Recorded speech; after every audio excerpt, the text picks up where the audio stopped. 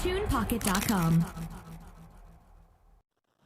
ચાલો છોકરાઓ, આજથી આપણે નવા ચેપ્ટરની શરૂઆત કરીએ. Chapter number 2. ચેપ્ટર નંબર 2 જેને કહેશું આપણે પરમાણુ બંધારણ. તો મીન્સ કે થોડીક આઈડિયા આવી ગઈ હશે કે આ ચેપ્ટરમાં આપણે શું કરીશું. આ ચેપ્ટરમાં તમે વિચારો કે આપણે પરમાણુનું બધી ઇન્ફોર્મેશન મેળવીશું.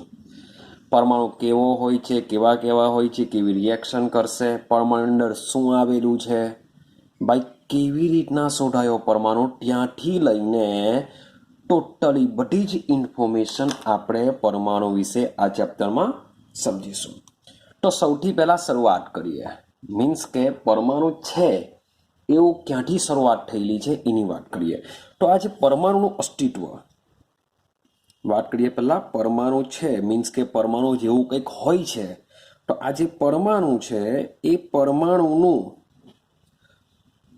અસ્તિત્વ, પરમાણુનું જે અસ્તિત્વ છે એ ભારતીય અને ગ્રીક તત્વજ્ઞાનીઓ, તો પરમાણુ આવેલો હોય છે, પરમાણુ જેવું કંઈક છે એવું સમજાવનાર કોણ હતા? ભારતીય અને ગ્રીક તત્વજ્ઞાનીઓ હતા કે જેમણે ડિસાઇડ કરેલું કે ભાઈ પરમાણુ જેવું કંઈક હોય છે, પરમાણુનું અસ્તિત્વ હોય છે. રેડી? આ જે ભારતીય અને જે ગ્રીક તત્વવૈજ્ઞાનિકો હતા તે માનતા હતા કે પરમાણુ દ્રવ્યનો પાયાનો એકમ છે. પાયાનો એકમ નહીં કહી શકીએ આપણે, કણ કહીએ, પાયાનો કણ છે. જે પરમાણુ છે, પરમાણુ દ્રવ્યનો પાયાનો કણ છે, પાયાનો ઘટક છે. તેઓ એવું માનતા હતા કે જો દ્રવ્યનું સતત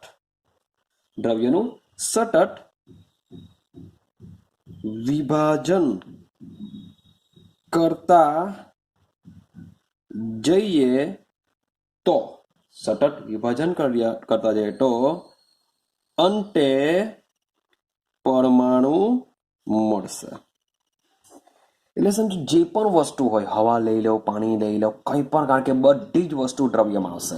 માની લો કે આ પેન છે. પેન પણ શું છે? એક દ્રવ્ય છે. કારણ કે દ્રવ્યની વ્યાખ્યા આપણે ચેપ્ટર નંબર 1માં સમજીને આવ્યા કે જેને દર છે, જેને કદ છે, દ્રવ્ય કહેવાય. તો માની લો કે આ પેન છે, પેનને હું સતત વિભાજન કરતો જાઉં, તોડતો જ જાઉં એની અંદર, તો આ પેન શાની બની હશે? પરમાણુની બની હશે. એવી રીતના કોઈ પણ દ્રવ્ય લઈ લઉં, કોઈ પણ દ્રવ્ય શાનું બનેલું હોય છે? પરમાણુનું બનેલું હોય છે. માટે જ કહેવામાં આવ્યું છે કે જે પરમાણુ છે દ્રવ્યનો શું છે? પાયાનો ઘટક છે અથવા તો પાયાનો કણ છે. એટલે કે કોઈ પણ દ્રવ્ય પરમાણુનો બનેલો છે, પરમાણુ મૂળ ઘટક છે. તો આ જે પરમાણુ છે, આજે પરમાણુ છે એ પરમાણુને ઇંગ્લિશમાં કહેવામાં આવે છે એટમ. પરમાણુને ઇંગ્લિશમાં શું કહેવામાં આવે છે?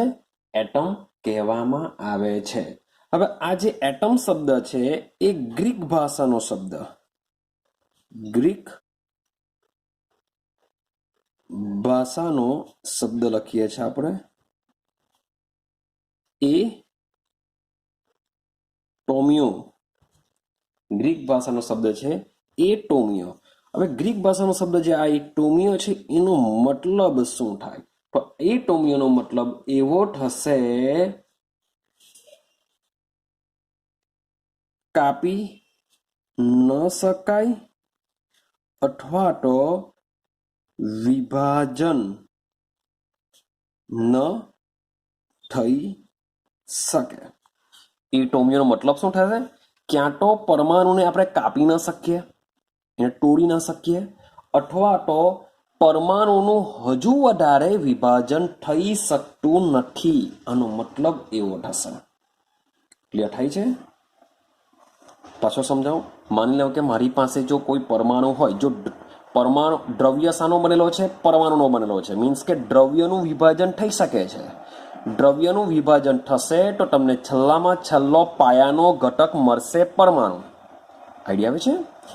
પણ પરમાણુની જો વાત કરીએ તો પરમાણુને આપણે તોડી શકતા નથી, કાપી નથી શકતા, અથવા તો તેનું હજુ વધારે વિભાજન થઈ શકતું નથી. આવી માન્યતા તે સમયમાં હતી ને આ માન્યતા છે એ માત્ર વિચારોથી જ હતી. માત્ર માની લેવામાં આવ્યું હતું કે આવું જ થશે, કે પરમાણુને કાપી ન શકાય, પરમાણુનું વિભાજન શક્ય નથી, એવું માત્ર વિચારી લેવામાં આવ્યું હતું. તેના માટે મીન્સ કે આ જે વિચારેલું છે તેના માટે કોઈ પ્રાયોગિક પુરાવા ન હતા. તો આટલે સુધીનું જે મેં તમને વાત કરેલી છે એમાં તમારે 2 જ પોઈન્ટ ખરેખર તો યાદ રાખવાના છે કે કોઈ પણ દ્રવ્ય શાનો બનેલો છે? પરમાણુનો બનેલો છે. એટલે કે દ્રવ્યનો પાયાનો ઘટક પરમાણુ છે. આ પહેલું સેન્ટેન્સ. બીજું સેન્ટેન્સ કે આ જે પરમાણુ છે એ પરમાણુ કેવો હોય છે? અવિભાજ્ય હોય છે. એટલે કે તેનું વિભાજન શક્ય નથી એવું કોણ કહે છે? ભારતીય અને ગ્રીક તત્વ વિજ્ઞાનીઓ એવું માને છે. ક્લિયર છે? ચાલો હવે આગળ જઈએ. તો આ જે વિચારધારણા હતી એ વિચારધારણા, ચાલો ઘણા લખીએ, ઘણા લાંબા સમય સુધી ચાલી. આ જે વિચારધારણા છે, કઈ વિચારધારણા? કે ભાઈ પરમાણુ અવિભાજ્ય છે, અથવા તો પરમાણુનું વિભાજન શક્ય નથી, અથવા તો પરમાણુને કાપી ન શકાય. આ જે વિચારધારણા છે એ પહેલાના સમયમાં ઘણા લાંબા સમય સુધી ચાલી હતી. પરંતુ 19મી સદીમાં ફરીથી પાછો વિચાર કરવામાં આવ્યો. ફરીથી વિચાર કરવામાં આવ્યો કે ખરેખર શું પરમાણુ અવિભાજ્ય છે? શું પરમાણુનું વિભાજન થઈ નથી શકતું? તો 19મી સદીની અંદર ફરીથી પાછી આ વિચાર કરવામાં આવ્યો, પુનઃજીવિત થઈ. અને ઈસવીસન 1908ની અંદર બ્રિટિશ વૈજ્ઞાનિક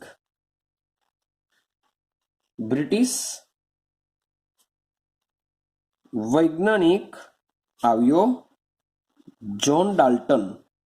આવી ગયો છે, આપણે ચેપ્ટર નંબર 1માં ભણીને આવ્યા છે કે ઈસવીસન 1908ની અંદર કોણ આવ્યું? બ્રિટિશ વૈજ્ઞાનિક જ્હોન ડાલ્ટન આવ્યો. તો આ જે જ્હોન ડાલ્ટન છે એ જ્હોન ડાલ્ટને પણ દ્રવ્યના પરમાણ્વીય સિદ્ધાંતો આપ્યા. દ્રવ્યના પરમાણ્વીય સિદ્ધાંતો આપ્યા. અને આ સિદ્ધાંતો છે એ વૈજ્ઞાનિક પુરાવાને આધારે આપેલા. મીન્સ કે જ્હોન ડાલ્ટને ખાલી એમ વિચારધારણા પણ નહીં કરેલું, પણ જ્હોન ડાલ્ટને બી શું કરેલું? પ્રયોગો કર્યા હતા. અને પ્રયોગોને આધારે દ્રવ્યના પરમાણ્વીય સિદ્ધાંતોને પ્રસ્તુત કર્યા હતા. ને આ જે સિદ્ધાંતો છે એ સિદ્ધાંતોને ડાલ્ટનનો પરમાણ્વીય સિદ્ધાંત તરીકે ઓળખાયો. ક્લિયર છે? જેનો અભ્યાસ આપણે એકમ 1માં કર્યો છે. ડાલ્ટનના પરમાણ્વીય સિદ્ધાંતો, કે ડાલ્ટન શું કહેવા માંગે છે પરમાણુ વિશે તે આપણે સમજીને આવ્યા. તો આપણે હવે શું કરીશું? તો આ ચેપ્ટરમાં, આ એકમમાં આપણે 19મી સદીના અંતથી 20મી સદીના અંત સુધીમાં 19મી સદીના અંતથી 20મી સદીના અંત સુધીમાં વૈજ્ઞાનિકો દ્વારા થયેલા પરમાણુ પરના અભ્યાસને સમજવાનો છે.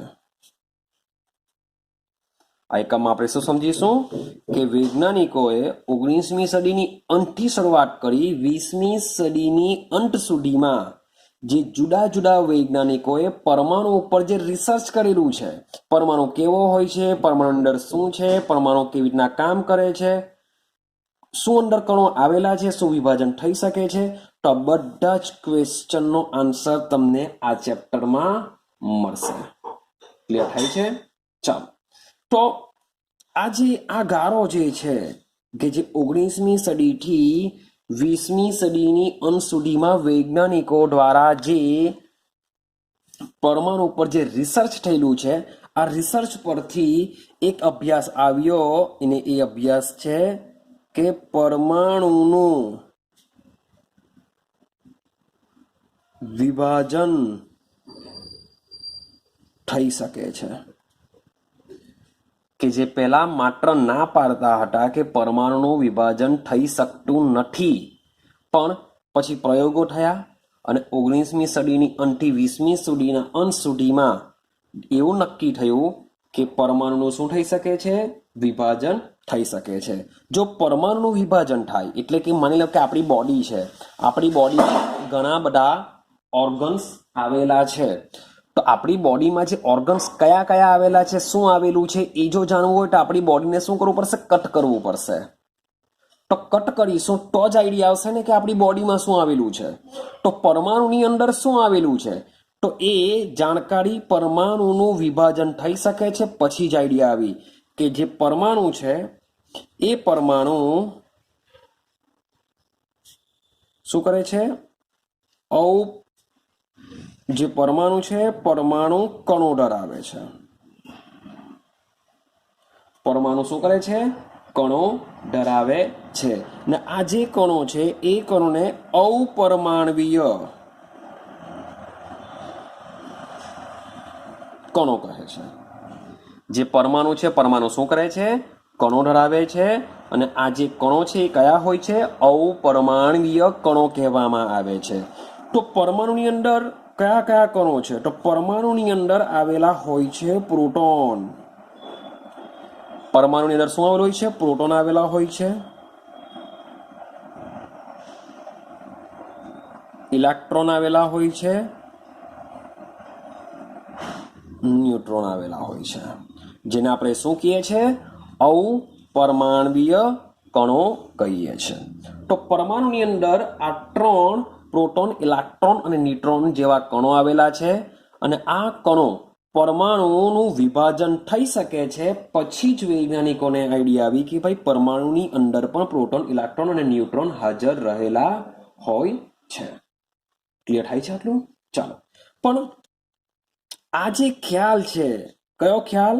કે પરમાણુ શું છે? પરમાણુ વિભાજિત થઈ શકે છે, એટલે કે પરમાણુનું વિભાજન થઈ શકે છે. જે આ જે ખ્યાલ છે એ ડાલ્ટનથી કેવો હતો? ઉલટો હતો. કે ડાલ્ટને તો ના પાડેલી હતી કે પરમાણુ અવિભાજ્ય છે, પરંતુ ખરેખર શું છે? પરમાણુનું વિભાજન થઈ શકે છે. ક્લિયર છે? હવે ડાલ્ટનથી કેમ ઉલટો? તો ડાલ્ટને પણ તે સમયમાં એવા ઘણા બધા પ્રયોગો કર્યા હતા. સમજો, ડાલ્ટને પણ તે સમયમાં ઘણા પ્રયોગો કર્યા હતા ને એ પ્રયોગોના આધારે ડાલ્ટનનો જે નિયમ છે એ નિયમ દર સંચયનો નિયમ, નિશ્ચિત પ્રમાણનો નિયમ,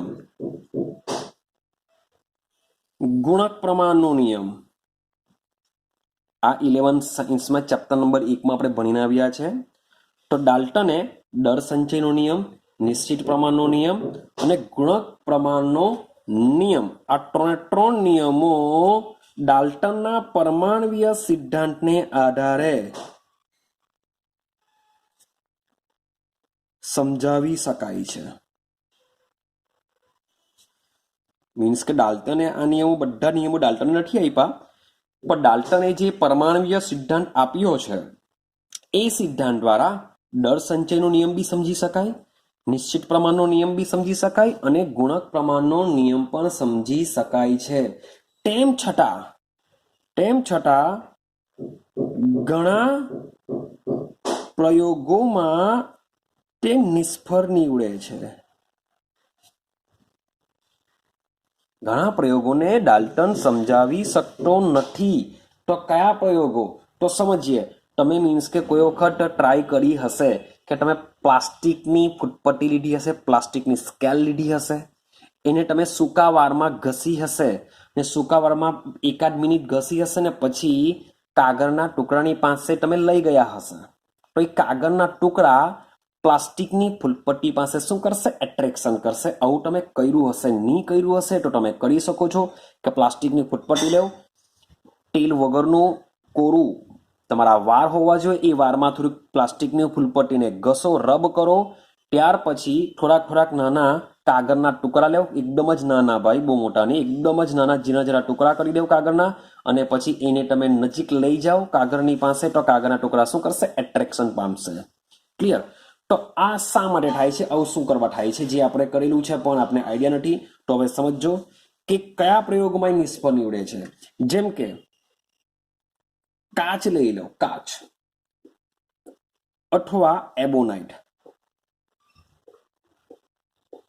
તો કાચ અથવા એબોનાઇટને જ્યારે રેશમ અથવા ઊન અથવા રૂવાટી વાળા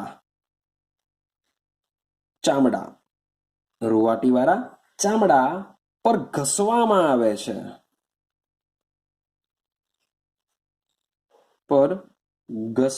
આવે છે, ત્યારે વિદ્યુત ઉત્પન્ન થાય છે. ત્યારે શું ઉત્પન્ન થશે? વિદ્યુત ઉત્પન્ન થાય છે. તો આ પ્રયોગો પરથી મીન્સ કે ડાલ્ટન તો બિચારો ત્યાં જૂઠો પડી ગયો કે ડાલ્ટને કીધેલું હતું કે પરમાણુ અવિભાજ્ય છે, પણ આના પરથી સાબિત થયું છે કે પરમાણુ શું છે? વિભાજ્ય છે. પરંતુ 20મી સદીના અંત સુધીમાં ભાઈ ચાઇમેસોન, કપ્પામેસોન, પ્રોઝિટ્રોન, ગ્રેવિટ્રોન વગેરે જેવા પરમાણ્વીય કણોની શોધ થઈ. સમજો તો પરમાણુની અંદર માત્ર પ્રોટોન, ન્યુટ્રોન અને ઇલેક્ટ્રોન જ આવેલા હોય છે એવું નથી, પણ એની અંદર ચાઇમેસોન, કપ્પામેસોન, પ્રોઝિટ્રોન, ગ્રેવિટ્રોન વગેરે જેવા અપરમાણ્વીય કણો પણ હાજર છે. પરંતુ આ જે કણો છે એ કણોની પ્રેઝન્સ મીન્સ કે પરમાણુમાં તેની હાજરી ખૂબ જ ઓછી હોય છે કમ્પેરિઝન ટુ પ્રોટોન, ન્યુટ્રોન અને ઇલેક્ટ્રોન. માટે પ્રોટોન, ન્યુટ્રોન અને ઇલેક્ટ્રોનને આપણે પરમાણુના શું ગણીએ છીએ? કણો ગણીએ છીએ. બીજા બી છે પણ એની હાજરી કેવી છે? ખૂબ જ ઓછી છે. એવું સમજો કે આ લોકોની કમ્પેરિઝનમાં નિગ્લિજિબલ કરી શકાય. માટે આપણે પરમાણુના મુખ્ય 3 ઘટકો જોઈશું: પ્રોટોન, ન્યુટ્રોન અને ઇલેક્ટ્રોન. પરંતુ આ ચેપ્ટરમાં માત્ર ને માત્ર આપણે શાની ઇન્ફોર્મેશન મેળવીશું? પ્રોટોન વિશે ઇન્ફોર્મેશન મેળવીશું અને મેળવીશું ઇલેક્ટ્રોન વિશે ઇન્ફોર્મેશન મેળવવાના છે.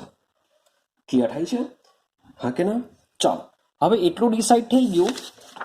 હવે એટલું નક્કી થઈ ગયું કે ભાઈ પરમાણુ શું છે? વિભાજ્ય છે.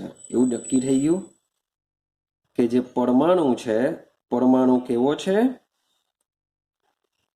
વિભાજ્ય છે. ચાલો ડિસાઈડ થઈ ગયું કે પરમાણુ વિભાજ્ય છે. પણ આ જે પરમાણુ વિભાજ્ય છે, તો પરમાણુ વિભાજ્ય હોય તો પરમાણુની અંદર રહેલા જે 3 કણો છે, એ 3 કણોને મે બી આપણે કાઢવાનો પ્રયત્ન કરીએ તો શું પરમાણુ સ્થાયી રહેશે? જો જુદા જુદા પરમાણુઓ એકબીજાથી કેવી રીતના જુદા પડે છે, એમાં શું આ જે કણો હોય છે એ અલગ અલગ હોય છે, એ બી સમજવું પડશે. ભાઈ 2 પરમાણુ જુદા જુદા પરમાણુઓ ભેગા થઈને શું અણુ બનાવી શકશે, અથવા એક સરખા અણુ ભેગા થઈને શું અણુ બનાવી શકશે? તો પરમાણુ વિશે ઘણી બધી વસ્તુઓ જાણવા માટે હવે વૈજ્ઞાનિકોને જિજ્ઞાસા જાગી હતી 19મી સદીની અંદર, કે 19મી સદીની અંતમાં એવું નક્કી થયું કે પરમાણુ અવિભાજ્ય છે, પરમાણુ વિભાજ્ય છે એવું સાબિત થયું. તો પરમાણુની અંદર જે 3 કણો છે, પ્રોટોન, ન્યુટ્રોન અને ઇલેક્ટ્રોન, એવું બી સાબિત થયું. માટે વૈજ્ઞાનિકોને હવે શું થયું કે અપરમાણવીય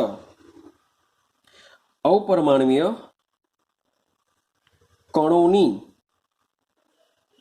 શોધ પછી પરમાણુની સ્થાયીત્વતા સમજાવી કે ભાઈ પરમાણુ સ્થાયી હોય છે. આ પહેલો ક્વેશ્ચન ઉભો થયો કે ભાઈ સમજાવવું પડશે કે આ 3 કણોની સાથે પરમાણુ કેવી રીતના સ્થાયી હોય છે, એને સમજવું પડશે આપણે પહેલા. બીજું કે એક તત્વનો ચલો પરમાણુ લઈ લઈએ. એક તત્વનો પરમાણુ બીજા તત્વના પરમાણુ સાથેની વર્તણૂકની સરખામણી ભૌતિક અને રાસાયણિક ગુણધર્મોના સંદર્ભમાં કરવી.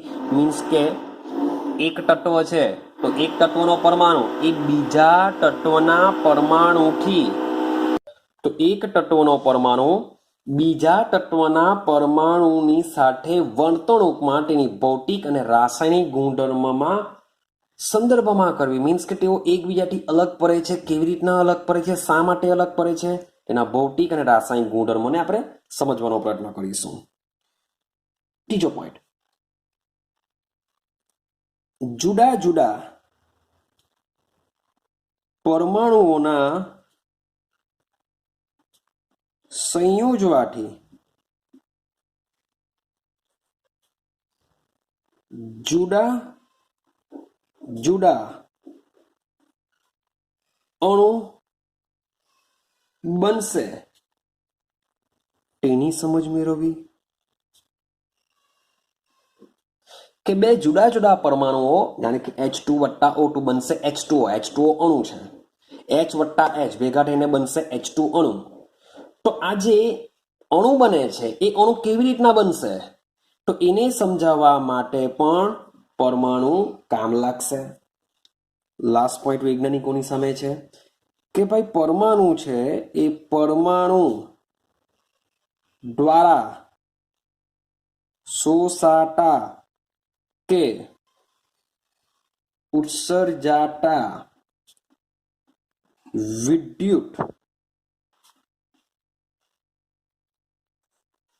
વિદ્યુત ચુંબકીય વિકિરણની લાક્ષણિકતાનો સ્વભાવ અને ઉદ્ભવ સમજવા. કે પરમાણુ છે, પરમાણુ શું કરશે, તો વિદ્યુત ચુંબકીય વિકિરણનું શોષણ પણ કરી શકે અથવા ઉત્સર્જન પણ કરી શકે, તો એનો સ્વભાવ પણ આપણે સમજવો પડશે. તો આ ચેપ્ટરમાં આપણે આ બધા પોઈન્ટોને ક્લિયર કરીશું. તો શરૂઆત મીન્સ કે આપણે અહીંયાથી કરીશું અપરમાણવીય કણોની શોધ જોઈશું. અને પછી પરમાણુની સ્થાયીત્વતા સમજીશું. તો ધીમે ધીમે આ બધા પોઈન્ટ આપણે આ ચેપ્ટરમાં ક્લિયર કરવાના છે. ક્લિયર આઈડિયા આવે છે? તો શરૂઆત આપણે કરીએ. સૌથી પહેલા અપરમાણવીય કણો વિશેની વાત કરીએ. તો અપરમાણવીય કણો એકચ્યુઅલી પ્રોટોન, ન્યુટ્રોન અને ઇલેક્ટ્રોન છે. પણ સૌથી પહેલા આપણે શું સમજીશું? ઇલેક્ટ્રોન. કે ભાઈ ઇલેક્ટ્રોનની શોધ કેવી રીતના થઈ? કે પરમાણુ વિભાજ્ય છે, પરમાણુનું વિભાજન થઈ શકે છે, પરંતુ ઇલેક્ટ્રોન કેવી રીતના ખબર પડી? કે એની અંદર ઇલેક્ટ્રોન આવેલો છે, એની અંદર પ્રોટોન આવેલો છે, એની અંદર ન્યુટ્રોન આવેલો છે. આ કેવી રીતના ખબર પડી? કે ભાઈ આપણે આંગળી કાપી નાખી તો આંગળીમાં કઈ વસ્તુ આવેલું છે એ તો ખબર પડતી હોવી જોઈએ ને. કે પરમાણુને આપણે કાપી તો નાખ્યો પ્રયોગો દ્વારા, પણ એની અંદર શું આવેલું છે એ કેવી રીતના ખબર પડશે? ક્લિયર? તો એને સમજવાનો પ્રયત્ન કરીએ. તો સમજીએ આપણે પહેલા ઇલેક્ટ્રોનની શોધ સમજીએ. કે ઇલેક્ટ્રોન કેવી રીતના શોધાયો છે એની વાત કરીએ. તો પહેલા તમને કહી રાખું કે જે ઇલેક્ટ્રોનની શોધ છે એ ઇલેક્ટ્રોનની શોધ કયા વૈજ્ઞાનિકે કરેલી છે? તો ઇલેક્ટ્રોનની શોધની જો વાત કરીએ તો ઇલેક્ટ્રોનની શોધ કરેલી છે જે થોમ્સન નામના વૈજ્ઞાનિકે. ઇલેક્ટ્રોનની શોધ કોણે કરેલી છે? જે થોમ્સન નામના વૈજ્ઞાનિકે કરી છે. ક્લિયર છે? ચાલો આગળ તમને ઇલેક્ટ્રોનની શોધ કરી નાખો કે જે થોમ્સને કરેલી છે. પણ હવે સમજો એનો ઇતિહાસ કે ભાઈ આ કેવી રીતના શોધાયું છે ઇલેક્ટ્રોન. તો ઈસવીસન 1830 ની વાત ચાલે છે. શાની વાત ચાલે છે? ઈસવીસન 1830. તો 1830 ની અંદર વૈજ્ઞાનિક હતો માઇકલ ફેરાડે. જેક્સન નથી હે ભાઈ, માઇકલ ફેરાડે છે. માઇકલ જેક્સન થી માઇકલ જેક્સન મે બી માઇકલ ફેરાડેનો બીજો રૂપ હશે, બીજો જન્મ હશે એવું સમજી લેજો. ભાઈ ગપ્પા મારું છું, ટેન્શન નહીં લેતા. તો ઈસવીસન 1830માં કોણ આવ્યો હતો? માઇકલ ફેરાડે આવ્યો હતો. આ માઇકલ ફેરાડે વિદ્યુત વિભાજ્યના શબ્દ સમજો. માઇકલ ફેરાડે વિદ્યુત વિભાજ્યના દ્રાવણમાંથી વિદ્યુત પ્રવાહ પસાર કરવામાં આવે ત્યારે વિદ્યુત ધ્રુવો પર રાસાયણિક પ્રક્રિયા થઈને નિપજ અથવા તો દ્રવ પ્રાપ્ત થાય છે. આવો પ્રયોગ કર્યો. હું તમને સમજાવવાનો પ્રયત્ન કરું કે આ કેવી રીતના પોસિબલ છે. તો એમાં શું કરવામાં આવે છે? એક પાત્ર લેવામાં આવે છે, એમાં બે શું કરવામાં આવે? વિદ્યુત ધ્રુવો ડુબાડવામાં આવે. એક સાથે બેટરીનો પ્લસ છેડો હોય છે, એક સાથે માઇનસ હોય છે. એક હોય છે એનોડ, એક હોય છે કેથોડ. અને આમાં શું ભરી દેવામાં આવે છે? તો વિદ્યુત વિભાજ્ય ભરી દેવામાં આવે. માની લો કે એક્ઝામ્પલ તરીકે હું NaCl નું સાંદ્ર દ્રાવણ ભરું છું. હવે જ્યારે વિદ્યુત પ્રવાહ પસાર કરવામાં આવે તો આ એનોડ અને કેથોડ પર તમને શું પ્રાપ્ત થશે? નિપજ પ્રાપ્ત થશે. ક્લિયર છે? કેવી રીતના? તો જે કેથોડ છે, કેથોડ પર તમને મળશે H2 વાયુ અને એનોડ પર મળશે તમને Cl2 વાયુ. તો માઇકલ ફેરાડે બી તે સમયમાં આ પ્રમાણેના પ્રયોગો કરેલા હતા કે જેને વિદ્યુત વિભાજ્ય દ્રાવણ છે એમાંથી જ્યારે આપણે વિદ્યુત પ્રવાહ પસાર કરીએ છીએ ત્યારે આ વિદ્યુત ધ્રુવો પર રાસાયણિક પ્રક્રિયાઓ થશે ને રાસાયણિક પ્રક્રિયા થવાને લીધે વિદ્યુત ધ્રુવો પર તમને શું પ્રાપ્ત થાય છે? ચોક્કસ નિપજ અથવા તો દ્રવ પ્રાપ્ત થાય છે. તો આનો જે અભ્યાસ છે એનો અભ્યાસ આપણે હજુ આટલો જ સુધી રાખીએ, કારણ કે આપણે 12 સાયન્સ આખું યર બાકી છે. આપણે ક્લાસમાં જ મીન્સ કે આ ભણીશું કેવી રીતના આવશે, શું થશે, કઈ કઈ નિપજ બનશે, વિદ્યુત વિભાજ જે આપણે ચેન્જ કરીએ તો કઈ નિપજ બની શકે, બધો જ અભ્યાસ આપણે 12 સાયન્સમાં કરીશું. સાથે સાથે 12 સાયન્સમાં માઇકલ ફેરાડેના બે નિયમો છે. વિદ્યુત વિભાજ્ય માટે બે નિયમો આપ્યા છે. એ નિયમોનો પણ આપણે અભ્યાસ કરીશું, પણ હાલ પૂરતું ખાલી આપણે આટલે સુધી રાખીએ. રેડી છે? ચાલો સમજજો. હવે બીજી વાત કરું. આ તો માઇકલ ફેરાડે આ તો ઓબ્ઝર્વેશન કર્યું છે. હવે વાયુઓના શબ્દો જોજો. વાયુઓના વિદ્યુત વિભાર પ્રયોગને આધારે કે વાયુઓના વિદ્યુત વિભાગ પ્રયોગને આધારે પરમાણુના બંધારણ વિશે જાણકારી પ્રાપ્ત થઈ શકી.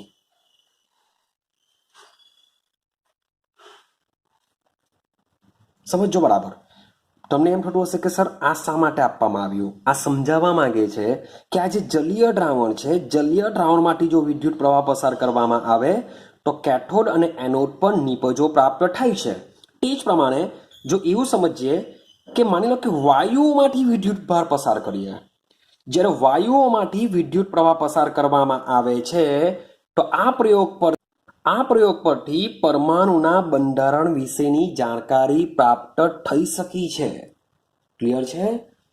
ચાલો, તો આ પ્રયોગ સમજવા કરતા પહેલા એક નાનો અમથો પોઈન્ટ સમજવો પડશે કે જે વીજ ભારિત કણો માટેનો છે. તમને આઈડિયા બી હશે, જ. સમજો. આ પ્રયોગ કર્યો. હવે આપણે આ પ્રયોગ સમજવાના છે કે વાયુઓમાં આપણે વિદ્યુત પ્રવાહ પસાર કરીશું. વાયુઓમાં વિદ્યુત પ્રવાહ પસાર કરવાને લીધે પરમાણુના બંધારણ વિશે આપને ખ્યાલ આવશે, અથવા તો સમજીએ છીએ શું સમજીએ ટોપિક ઇલેક્ટ્રોનની શોધ. તો એ ઇલેક્ટ્રોનની શોધ આપને આઈડિયા આવશે આ પ્રયોગ પરથી કે ઇલેક્ટ્રોન કેવી રીતના શોધાયેલો છે, શું પરમાણુની અંદર ઇલેક્ટ્રોન આવેલો છે, એની જાણકારી આપને આ પ્રયોગ પરથી મળશે. પણ આ પ્રયોગને સમજવા કરતા પહેલા આપણે એક સેન્ટેન્સ સમજવાનું છે વીજ ભારિત કણો વિશે. તો યાદ કરો કે સમાન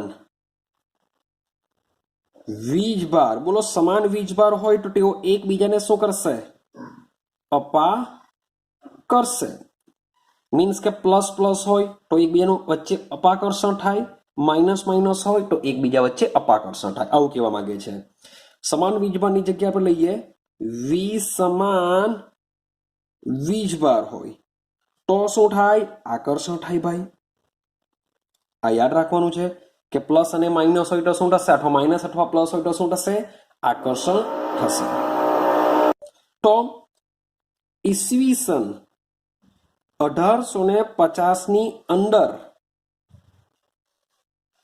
માઇકલ ફેરાડે આવ્યો. ફરીથી પાછા એવું એમ તો છે જ.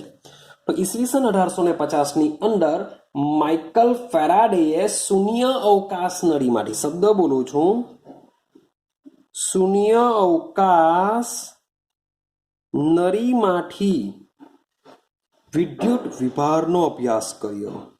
વિદ્યુત વિભારનો અભ્યાસ કર્યો. ઈસવીસન 1850માં માઇકલ ફેરાડેએ શૂન્ય અવકાશ નળીમાંથી વિદ્યુત વિભારનો અભ્યાસ કર્યો. હવે આ પ્રયોગમાં એને જે નળીનો ઉપયોગ કરવામાં આવ્યો છે તો જેને કહેવામાં આવે છે કે આ જે નળી છે, આવી નળી કે જેનો પ્રયોગમાં ઉપયોગ કર્યો છે, તો આવી નળીઓને કેથોડ કિરણ વિભાર નળીઓ તરીકે ઓળખાવી. આઈડિયા આવે છે કે આ પ્રયોગમાં જે નળીનો ઉપયોગ છે, શૂન્ય અવકાશ નળીમાંથી વિદ્યુત વિભાર પસાર કર્યો. તો આ જે નળી કે જેનો ઉપયોગ કર્યો છે પ્રયોગમાં, એ નળીને શું નામ આપવામાં આવેલું છે? કેથોડ કિરણ વિભાર નળીઓ તરીકે ઓળખાવી છે. ક્લિયર થાય છે? એ નળીની જે આકૃતિ છે, એ આકૃતિને પાછળ દોરવાનો, ઇટ મીન્સ કે પાછળના પેજ પર દોરવાનો પ્રયત્ન કરા. એ સાની બનેલી છે એનો અભ્યાસ કરી દઈએ જેથી તમને ઇઝી પડશે. તો આ જે નળી છે એ નળી કાચની બનેલી છે. નળી સાની બનેલી છે? કાચની બનેલી છે, કાચની નળી આવેલી હોય છે. આ નળીમાં યાદ રાખજો ધાતુના બે પાતળા ટુકડા હોય છે. આ નળીમાં શું હોય છે યાદ રાખતા જાઓ કે ભાઈ એક કાચની નળી છે, કેથોડ કિરણ વિભાણ નળી શું છે? કાચની નળી છે, જેમાં ધાતુના બે પાતળા ટુકડા હોય છે. આ જે ધાતુના બે પાતળા ટુકડા હોય છે જેને વિદ્યુત ધ્રુવ કહે છે. આ જે ધાતુના બે પાતળા ટુકડા છે એને શું કહેવામાં આવે છે? વિદ્યુત ધ્રુવ કહે છે. અને આ વિદ્યુત ધ્રુવને નળીની અંદર શું કરેલા હોય? સીલ. સોરી ફોર ધેટ, જરાક બિલ્ડિંગમાં લગભગ કોઈને અહીંયા કામ ચાલુ હશે જેને ત્યાં અવાજ આવી રહ્યો છે તો થોડુંક ચલવી લેજો. કે આ જે વિદ્યુત ધ્રુવો છે કે જે નળીમાં છે, નળીમાં લટકતા રાખવાની પડશે, એને ગમે ત્યાં ફિક્સ કરવા પડશે. માટે આ વિદ્યુત ધ્રુવ છે એ વિદ્યુત ધ્રુવ નળીમાં શું કરેલા હોય છે? સીલ કરી દીધેલા હોય છે. હવે આ પોઈન્ટ યાદ રાખજો. શું કહેવા માંગે છે કે વાયુમાંથી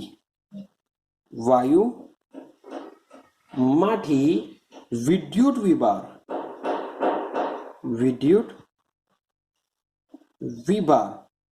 માત્ર કે વાયુમાંથી મારે જો વિદ્યુત વિભાર પસાર કરવો હોય તો માત્ર જોજો ખૂબ જ નીચા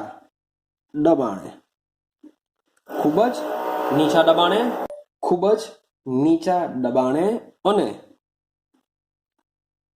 ઘણા ઊંચા વોલ્ટેજે અવલોકી શકાય. મીન્સ કે જે વિદ્યુત વિભાર પસાર કરવાના છે વાયુમાંથી, તો એના માટેની કન્ડિશન શું છે કે નળીમાં જે વાયુ છે કેવો હોવો જોઈએ? ખૂબ જ નીચા દબાણે હોવો જોઈએ. અને એમાંથી જે આપણે વિદ્યુત વિભાર પસાર કરવાના તે કેવો હોવો જોઈએ? ઘણો ઊંચો વોલ્ટેજ ધરાવતો હોવો જોઈએ. ક્લિયર છે? તો આની આકૃતિ કેવી રીતના આવેલી છે હવે એને સમજીએ. ચાલો 1 મિનિટ. ચાલો તો ઓબ્ઝર્વેશન કરજો. મેં આકૃતિ દોરેલી છે. આ જે વિદ્યુત વિભાર છે, કેથોડ નળી છે, એ કાચની બનેલી હોય છે આ પ્રકારે, જેની અંદર બે ધાતુના ટુકડાઓ મૂકવામાં આવેલા હોય છે. તેને સીલ કરી દીધેલા હોય છે. મીન્સ કે એની જગ્યા ચેન્જ નહીં થશે, સીલ કરેલા છે, જેને આપણે વિદ્યુત ધ્રુવો તરીકે ઓળખીશું. અહીંયા છે શૂન્ય અવકાશ પંપ. મીન્સ કે આપણી બે કન્ડિશન છે. જો નળીમાંથી વિદ્યુત વિભાર તમારે પસાર કરવો હોય તો બે કન્ડિશન છે. પહેલી કન્ડિશન શું છે કે શૂન્ય અવકાશ નળી હોવી જોઈએ, કે જે આની અંદર વાયુ હોય છે એ ખૂબ જ નીચા દબાણ ધરાવતું હોવું જોઈએ. તો પહેલો પોઈન્ટ છે કે ખૂબ જ નીચું દબાણ શું કેવી રીતના મેળવી શકીશું? તો જુદા જુદા વાયુઓના દબાણ શૂન્ય અવકાશ કરતા જઈને, તો જુદા જુદા વાયુઓના જે દબાણ છે એ શૂન્ય અવકાશ કરતા જઈને મેળવી શકાય છે નીચું દબાણ. કે મારે જો શૂન્ય અવકાશ શ્રેણીમાં નીચું દબાણ કરવું હોય તો આ જે બધા વાયુઓ છે ને શું કરીશું? શૂન્ય અવકાશ પંપ સાથે જોઈન્ટ કરીશું. આ પંપ શું કરશે? બધા વાયુઓને દૂર કરશે અને ખૂબ જ નીચું, કારણ કે જેટલા વાયુ વધારે હશે એટલું નળીમાં દબાણ વધુ હશે. પણ અહીંયા શૂન્ય અવકાશ પંપ જોડેલો છે જેથી વાયુ બરાબર નીકળી જશે અને અમુક વાયુ જે રહેશે જેથી ખૂબ જ નીચું દબાણ પ્રાપ્ત થઈ શકે.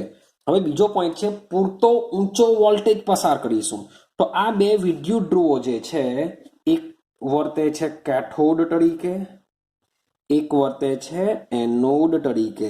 મીન્સ કે બેટરીનો જે નેગેટિવ છેડો છે એ કેથોડ સાથે આવશે, બેટરીનો જે પોઝિટિવ છેડો છે એ એનોડ સાથે આવશે. પ્લસ મીન્સ કે મોટો છે એટલે પ્લસ છેડો કેવાશે. આ નાની લાઈન છે એને આપણે નેગેટિવ કહીએ છીએ. નાની લાઈન મીન્સ કે નેગેટિવ, મોટી લાઈન મીન્સ કે પોઝિટિવ. તો પોઝિટિવ છેડો એનોડ સાથે, નેગેટિવ છેડો કેથોડ સાથે હોય છે. ક્લિયર છે? તો ઊંચો વોલ્ટેજ પસાર કરવા માટે શું કરીશું? બેટરીમાંથી ઘણો ઊંચો વોલ્ટેજ પસાર કરવામાં આવશે આ બે વિદ્યુત ધ્રુવોની વચ્ચે. જ્યારે લખું છું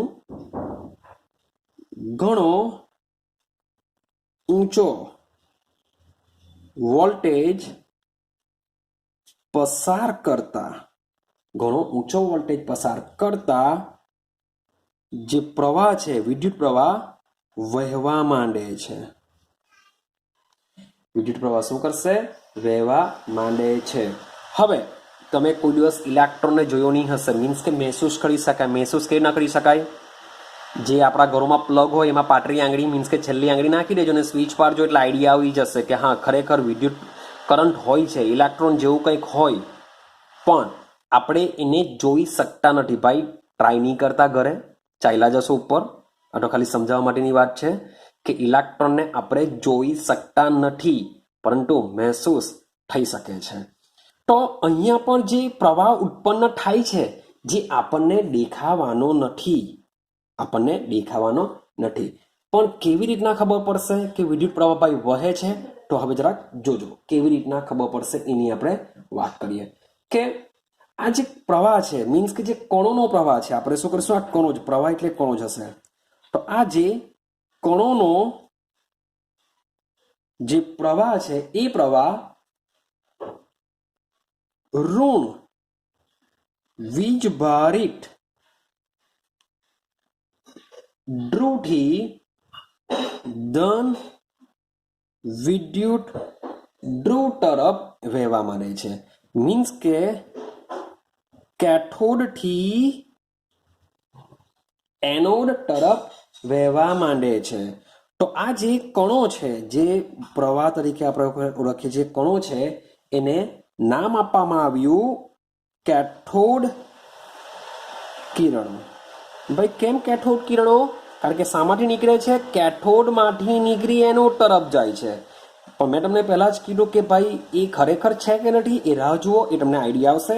તો હમણાં ખાલી એટલું સમજો કે આ જે કિરણો વહે છે કેથોડથી એનોડ તરફ, એને શું નામ આપવામાં આવ્યું? કેથોડ કિરણો કહે છે, અથવા તો કેથોડ કિરણ કણો પણ કહી શકીએ છીએ. ક્લિયર થાય છે? ચાલો હવે કેવી રીતના ઓળખી શકાશે કે ખરેખર આ કણો ભાઈ વહે છે? કારણ કે એમ જોવા જઈએ તો કણો ભાઈ દેખાતા નથી. તો કેવી રીતના તપાસીશું? તો કેથોડથી એનોડ તરફના પ્રવાહની આગળ સમજો, કેથોડથી એનોડ તરફના પ્રવાહની આગળ આ પ્રવાહને જો તમારે તપાસવું હોય તો કરવાનું શું છે? એનોડમાં એક છિદ્ર પાડવાનું છે. એનોડમાં શું કરીશું? એક છિદ્ર પાડીશું અને એનોડની પાછળના ભાગમાં, એનોડની જે પાછળનો ભાગ છે, મીન્સ કે આ જે નળીનો આ જે ભાગ છે, એમાં આ ભાગ ઉપર યાદ રાખજો, આ જે મેં રેડ માર્કર વાળું જે દોરેલું છે એ ભાગ પર, એનોડની પાછળના ભાગ પર એક એનોડ પર એક છિદ્ર પાડીશું અને એનોડની પાછળના ભાગમાં ZnS નો મતલબ થાય ઝિંક સલ્ફાઇડ. તો ઝિંક સલ્ફાઇડ જેવો પ્રસ્ફુરિત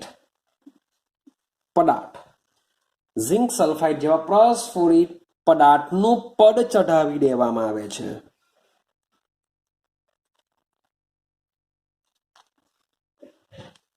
આટલું ક્લિયર થાય છે કે આ જે મેં રેડ માર્કર વાળું જે દોરેલું છે, રેડ વસ્તુ જે કરેલું છે નળીમાં, તે શું સમજો કે ઝિંક સલ્ફાઇડનું પ્રસ્ફુરિત પદાર્થનું પડ લગાવેલું છે.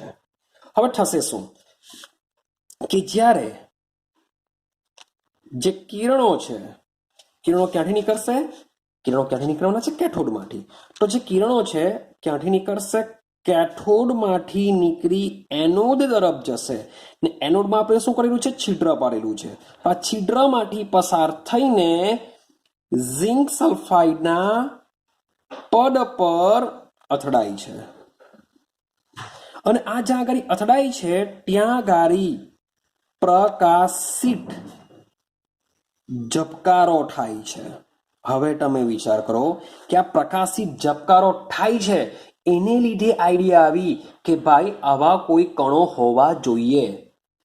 ને આ બાજુ ભાઈ મીન્સ કે જ્યારે પ્રયોગ કર્યો હશે ત્યારે તો કન્ફ્યુઝન જ હશે, જે આપણા જે થોમ્સનને પણ, કે ભાઈ ક્યાંથી નીકળતા હશે, શું કરતું હશે, કંઈ નહીં. એકવાર મીન્સ કે અહીંયા પ્રશ્ન પડો અહીંયા બી લગાવી જોયો હશે, પણ આવો કોઈ પ્રકાશિત ઝબકારો ત્યારે થયો ન હશે.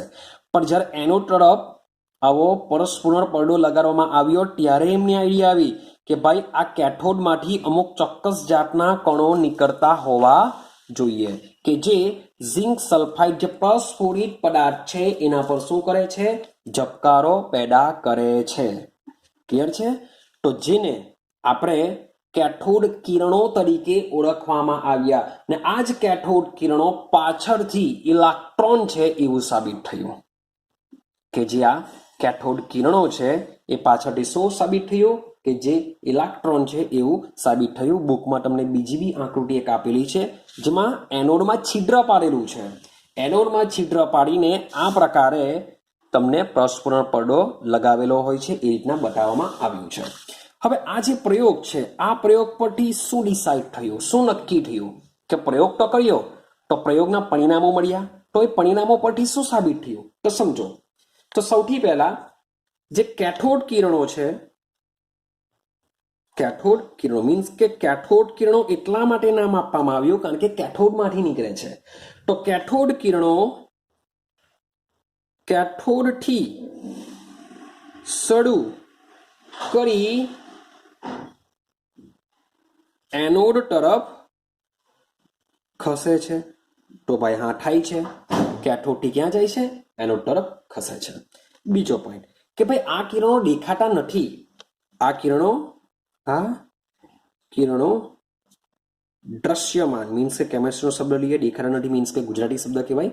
તો આ કિરણો દ્રશ્યમાન નથી પરંતુ તેમની હાજરી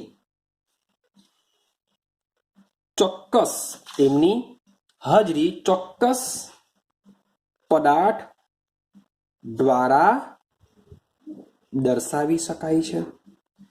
તો આવા પદાર્થ કયા છે, આ પદાર્થો